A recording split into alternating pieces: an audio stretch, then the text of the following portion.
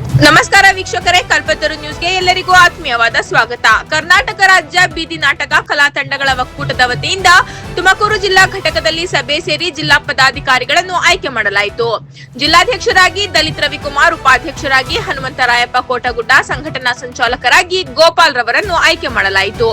ಈ ಸಭೆಯಲ್ಲಿ ರಾಜ್ಯಾಧ್ಯಕ್ಷರಾದ ಗ್ಯಾರಂಟಿ ರಾಮಣ್ಣ, ಉಪಾಧ್ಯಕ್ಷರಾದ ಮಹೇಶ್, ಪ್ರಧಾನ ಕಾರ್ಯದರ್ಶಿಗಳಾದ ಮಂಜುಳಾ, ಕಾರ್ಯಾಧ್ಯಕ್ಷರಾದ ಚಕ್ರಪಾಣಿ, ಗೌರವ ಸಲಹೆಗಾರರಾದ ರಾಮು ಜೋಗಿಹಳ್ಳಿ, ಡಿಸಿ ಕುಮಾರ್, ಕಾಂತರಾಜು, ಕೌತಮಾರನಹಳ್ಳಿ ಮತ್ತು ತುಮಕೂರು ಜಿಲ್ಲಾ ಕಲಾವಿದರು ಮತ್ತು ರಾಜ್ಯ ಬೀದಿ ನಾಟಕದ ಒಕ್ಕೂಟದ ವಿವಿಧ ಭಾಗಮಟ್ಟದ ಎಲ್ಲ ಪದಾಧಿಕಾರಿಗಳು ಮತ್ತು ರಾಜ್ಯ ಕಲಾವಿದರುಗಳು ಭಾಗಿಯಾಗಿದ್ದರು.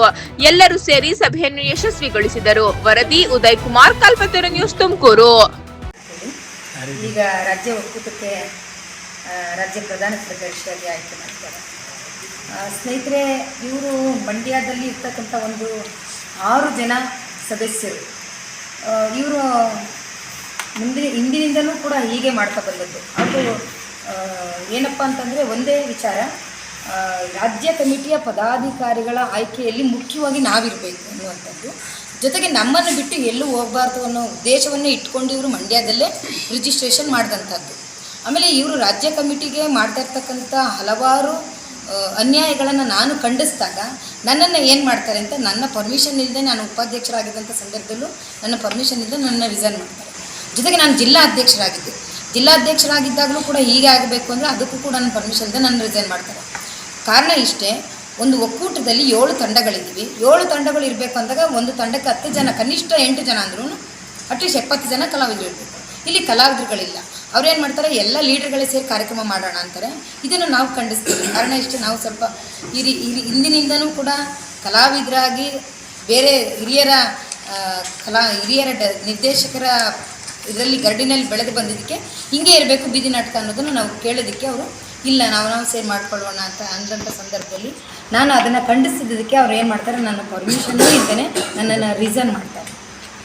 ನಾವು ಇದನ್ನು ರಾಜ್ಯ ಕಮಿಟಿಗೆ ತರ್ತೀವಿ. ರಾಜ್ಯ ಕಮಿಟಿನಲ್ಲಿ ತಂದಂಥ ಸಂದರ್ಭದಲ್ಲಿ ಏನು ಮಾಡ್ತಾರೆ, ಈ ರಾಜ್ಯ ಕಮಿಟಿಗೆ ನಮ್ಮ ಜಿಲ್ಲೆಯಲ್ಲಿ ನಡೆದ ಎಲ್ಲನೇ ಹೇಳ್ತಾರೆ ಅಂತ ರಾಜ್ಯ ಕಮಿಟಿನಲ್ಲೂ ಕೂಡ ನನ್ನನ್ನು ಡಿಲೀಟ್ ಮಾಡ್ತಾರೆ.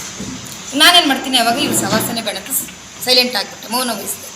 ಈಗ ಏನು ಮಾಡಿದ್ದಾರೆ ಅಂದರೆ, ಇಡೀ ರಾಜ್ಯದ ಕಾರ್ಯಕ್ರಮವನ್ನು, ಕೃಷಿ ಇಲಾಖೆ ಕಾರ್ಯಕ್ರಮವನ್ನು, ಒಂದು ಜಿಲ್ಲೆಗೆ 2.5 ಲಕ್ಷ ರೂಪಾಯಿನ ಕಾರ್ಯಕ್ರಮವನ್ನು ರಾಜ್ಯ ಬೀದಿ ನಾಟಕ ಕಲಾ ತಂಡಗಳ ಒಕ್ಕೂಟದ ಲೆಟ್ರಡ್ಡಲ್ಲಿ ಫೋರ್ಜರಿ ಸೈನ್ ಮಾಡಿ ಅವರು ಇಡೀ ಕರ್ನಾಟಕದ ರಾಜ್ಯದ ಕಾರ್ಯಕ್ರಮವನ್ನು ಮಾಡ್ತಾರೆ. ಇದು ಮೈಸೂರಿಗೆ ಬಂದಂಥ ಸಂದರ್ಭದಲ್ಲಿ 2 ಹೆಣ್ಮಕ್ಳು ಕೇಳ್ತಾರೆ ಅದನ್ನು, ನಮ್ಮ ಬೀದಿ ನಾಟಕದ ಕಲಾವಿದರು ಕೇಳಿದಂಥ ಸಂದರ್ಭದಲ್ಲಿ ಅದನ್ನು ಅಲ್ಲಿಗೆ ಸ್ಟಾಪ್ ಮಾಡ್ತಾರೆ. ಮಂಡ್ಯ ಹಣವನ್ನು ಬೇರೆದಕ್ಕಾಗಿ ವಿನಿಯೋಗ ಮಾಡಿಕೊಡ್ತಾರೆ ಅವ್ರಿಗೆ ಬೇಕಾದಂಥವ್ರು ತಿಳಿಯುತ್ತೆ. ಹಾಗಾಗಿ ಕೃಷಿ ಇಲಾಖೆ ಹಾಗಾಗಿ ಇಲ್ಲಿ ಮಂಡ್ಯದಲ್ಲಿರ್ತಕ್ಕಂಥ ಒಂದು 5-6 ಜನದ ಒಂದು ಏನು ಕಮಿಟಿ ಇದೆಯಲ್ಲ, ಇವ್ರದ್ದು ಸ್ವಾರ್ಥ ಇಷ್ಟೇ, ನಾವೇ ಇರಬೇಕು ಪದಾಧಿಕಾರಿಗಳು. ಯಾಕೆಂದರೆ ಇವ್ರು ಬೇಕಾದಂಗೆ ಮಾಡ್ಕೋಬೋದಲ್ಲ ಕಾರ್ಯಕ್ರಮ. ಯಾಕೆಂದರೆ ಮಂಡ್ಯ ಬೆಂಗಳೂರು ಹತ್ರ ಇದೆ. ನಾನು ಮಂಡ್ಯದ ಹೆಣ್ಣುಮಗಳಾಗಿ ಹೇಳ್ತಾ ಇರೋದು, ಇದು ರಾಜ್ಯದ ಬೀದಿ ನಾಟಕದ ಕಲಾವಿದರಿಗೆ ಮಾಡಿರ್ತಕ್ಕಂಥ ಅನ್ಯಾಯ. ಅದಕ್ಕಾಗಿ ಮೊನ್ನೆ ಏನಾಯಿತು ಅಂದರೆ, ನನಗೆ ಸಡನ್ಲಿ ಶಾಕ್, ಬೇರೆ ಒಂದು ಕಮಿಟಿ ಆಗಿದೆ ಅಂತಂದಾಗ ಆಗ ನಾವೆಲ್ಲ ಸೇರಿಕೊಂಡು ಒಂದು ಬೆಂಗಳೂರಿನಲ್ಲಿ ಸಭೆ ಕರೆದು ಇದು ಅನ್ಯಾಯ ಆಗಿದೆ, ಮುಂದಿನ ದಿನಗಳಲ್ಲಿ ನಾವೆಲ್ಲರೂ ಸೇರಿ ಒಂದು ಕ್ರಮ ಕೈಗೊಳ್ಳಬೇಕು, ಯಾರು ಫೋರ್ಜರಿ ಸೈನ್ ಮಾಡಿದಾರಲ್ಲೋ ಅವ್ರಿಗೆ ಕಾನೂನು ಪ್ರಕಾರ ಶಿಕ್ಷೆ ಆಗಬೇಕು ಅಂತೇಳಿ ಈ ದಿನ ಸಭೆಯಲ್ಲಿ ನಾವು ತೀರ್ಮಾನ.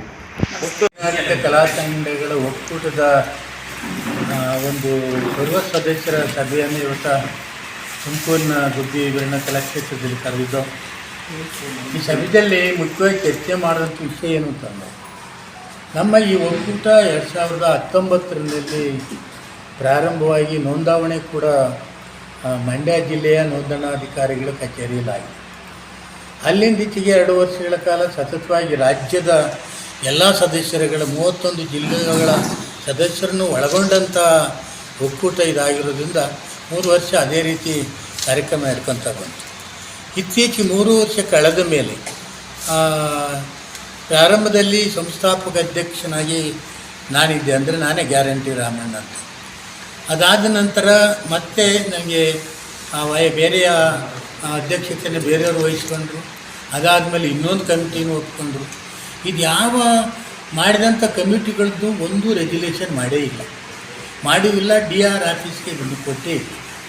ಅದು ಕೇವಲ ಕೆಲವರು ಹಿಂದಿನ ಕಾರ್ಯದರ್ಶಿಗಳು ಅವರೇ ಒಂದು ಕೆಲವರು ಸೇರಿಕೊಂಡು ಫೋರ್ಜರಿ ಸಹಿಗಳನ್ನ ಮಾಡಿಕೊಂಡು ಕಚೇರಿಗೆ ಕೊಟ್ಟು ನೋಂದಾವಣೆ ಮಾಡಿರುವಂತಹ ವಿಚಾರಗಳು ಈಗ ನಮಗೆ ಕೇಳಿಬಂತು.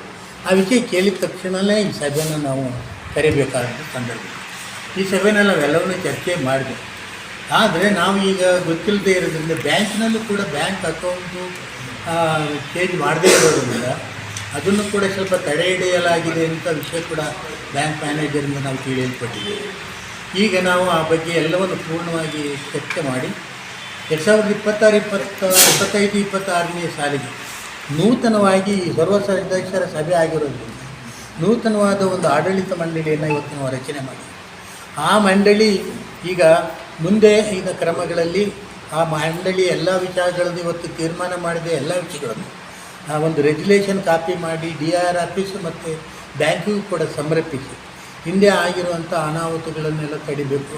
ಅದು ರಾಜ್ಯ ಒಕ್ಕೂಟದ ಲೆಟರೇಡನ್ನು ಬಳಸಿಕೊಂಡು ರಾಜ್ಯದಲ್ಲಿ ಕೆಲವಾರು ಇಲಾಖೆಗಳಲ್ಲಿ ಕಾರ್ಯಕ್ರಮ ತಗೊಂಡು ವೈಯಕ್ತಿಕವಾಗಿ ತಾವೇ ಮಾಡಿಕೊಂಡಿರುವಂಥ ಅನೇಕ ಘಟನೆಗಳು ಕೂಡ ನಮಗೆ ಬೇರೆ ಬೇರೆ ಜಿಲ್ಲೆಗಳಿಂದ ಕೇಳಿ ಬಂದಿರೋದ್ರಿಂದ ಅದನ್ನೆಲ್ಲವನ್ನು ಗಮನ ಮಾಡಿ ಆ ಏನು ಹಿಂದೆ ಇತ್ತು ಆ ಸಂಪೂರ್ಣ ಆ ಸಮಿತಿಯನ್ನೇ ವಜಾ ಮಾಡಿ ಇವತ್ತು ನೂತನ ಸಮಿತಿಯ ಕೈಗೆ ಅದರ ಜವಾಬ್ದಾರಿ ತಗೊಳ್ಬೇಕು ಅಂತ ತೀರ್ಮಾನ ಮಾಡಿ ಒಂದು ನೂತನ ಸಮಿತಿಯನ್ನು ಆಯ್ಕೆ ಮಾಡಿದ್ದೇವೆ.